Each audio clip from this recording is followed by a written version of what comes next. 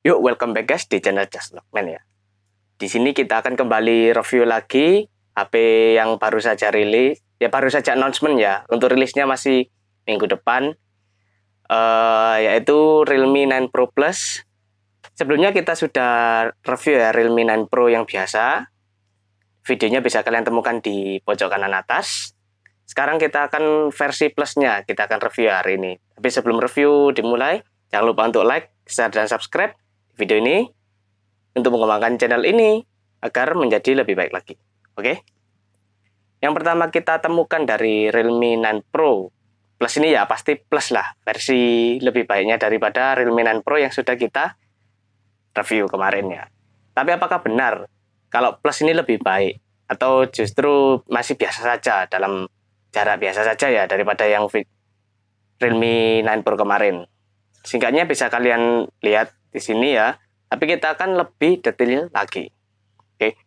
Yang pertama yaitu networknya atau jaringannya sudah menggunakan 5G ya. Hampir semua HP sekarang sudah 5G, cuma untuk jangkauan 5G di Indonesia masih belum merata. Kira-kira masih metropolitan, kota-kota metropolitan, kota-kota besar di Indonesia yang baru, bahkan belum semuanya ada jaringan 5G. Jadi untuk 5G ini masih belum fungsional. Masih banyak yang pakai 4G juga. Jadi, cuma fitur tambahan lah, anggap aja. Nah, untuk launchingnya 21 Februari, lebih cepat 2 hari ya, daripada yang 9 Pro biasa. Karena 9 Pro biasa itu 23 Februari.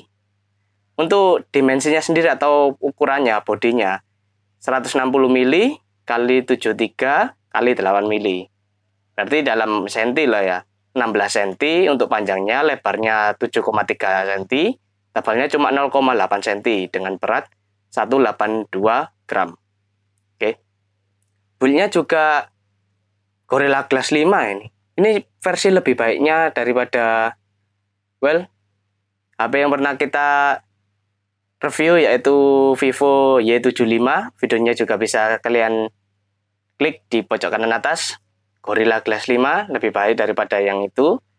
Terus untuk bodinya bagian belakang juga terglass. Jadi mirror lah, anggap aja. Mirror ini glass depan belakang.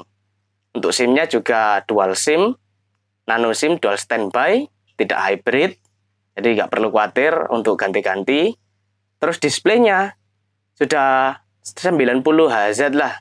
90 Hz, 90 fps kalau gampangannya ya, 90 fps. Versi ini lebih minus daripada yang kemarin, karena kemarin itu sudah 120 fps lah ya, 120 fps. Jadi ini versi tidak terlalu ya. Untuk size-nya juga 6,4 inci ya, 6,4 inci daripada kemarin yang 6,6, jadi ini lebih kecil. Dan juga resolusinya 1080 kali 2400, dimana untuk 9 Pro biasa 1080 kali 240 sekian lah, lebih kecil juga resolusinya. Tapi gak ngaruh lah, mungkin gak ngaruh lah. Untuk proteksinya juga layarnya menggunakan Gorilla Glass 6, Gorilla Glass 5, mohon maaf. Juga ada fiturnya heart rate monitor atau monitor detak jantung. Ya, seperti smartwatch lah ya, apa aja. Untuk platformnya sudah memakai Android 12 dengan UI-nya Realme 3.0. Untuk chipsetnya sendiri sudah menggunakan Dimensity 920 5G 6 nanometer. Buat yang kalian belum tahu, mungkin kita bisa bandingkan di sini ya. Perbandingannya MediaTek Dimensity 920 dibandingkan Snapdragon 860. Bisa kita lihat.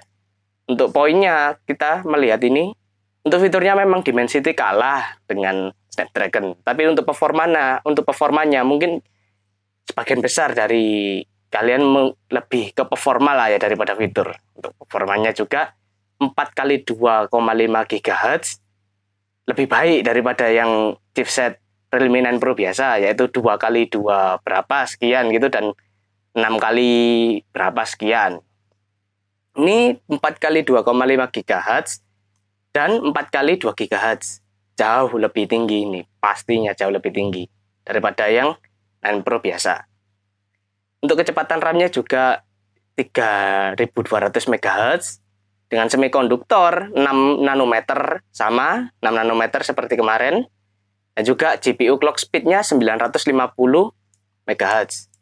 Lebih tinggi, jauh lebih tinggi daripada Snapdragon 860 yang cuma 250 MHz. Juga ada GPU turbo speed-nya juga lebih tinggi dan didukung memori DDR yang lebih tinggi, DDR5 dibandingkan Snapdragon 860 yang DDR4.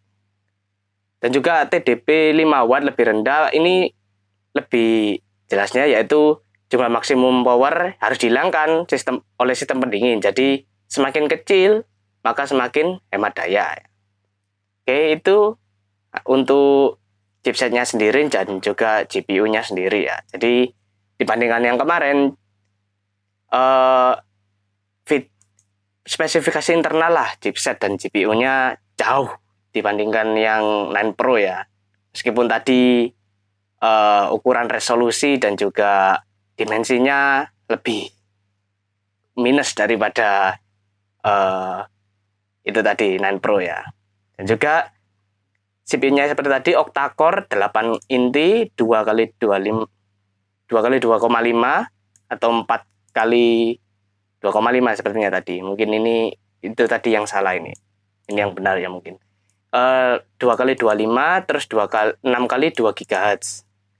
Untuk GPU-nya juga Mali MJ3G68.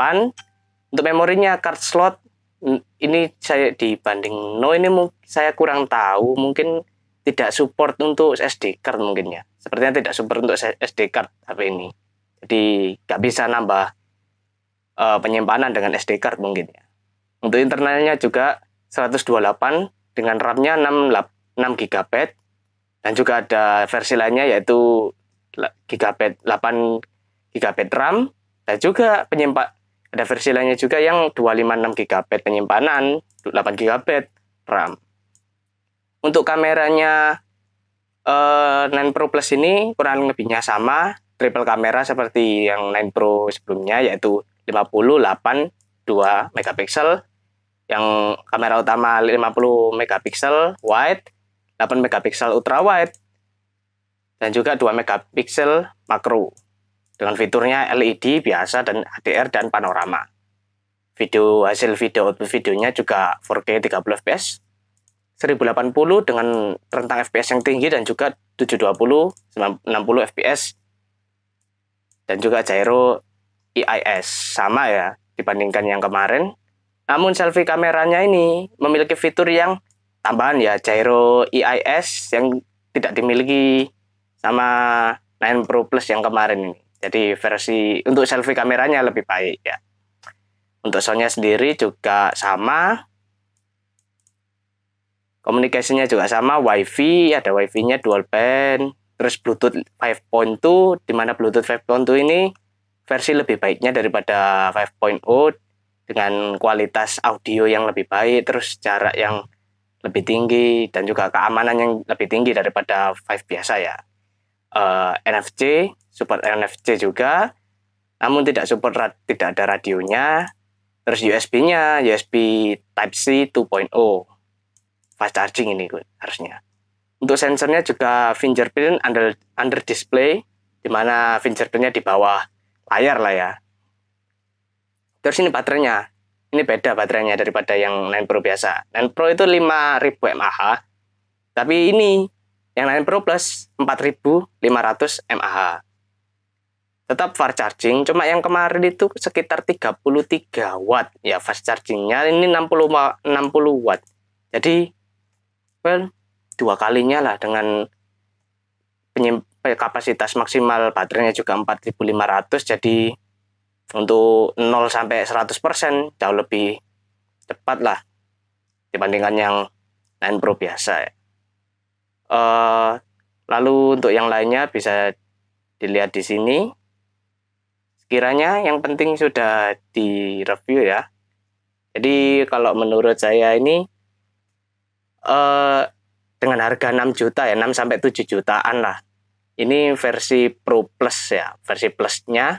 Namun dengan minus itu tadi, baterai lebih sedikit kapasitasnya, terus resolusi dan layarnya lah, ukuran bodinya juga lebih kecil Namun dengan chipset yang dan GPU yang jauh lebih tinggi, mungkin nutupi lah untuk minusnya tadi. Kekurangannya ditutupi sama kelebihannya tadi daripada yang 9 Pro biasa.